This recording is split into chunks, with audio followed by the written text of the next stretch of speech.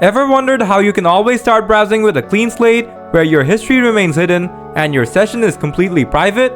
In today's video, I'm diving into a quick and straightforward guide on how to launch Google Chrome in private or incognito mode by default.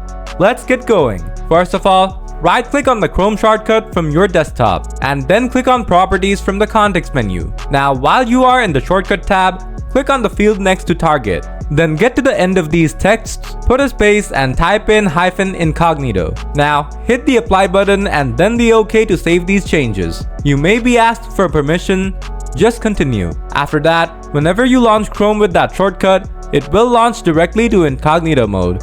Nifty, right? So guys, that's how you launch Chrome in private or incognito mode by default on your computer. If the video did the trick for you, smash that like button. Want more Chrome related tips and tricks? Subscribe to the channel because I've got tons more coming. As always, thanks for watching and I'll catch you in the next one. Take care.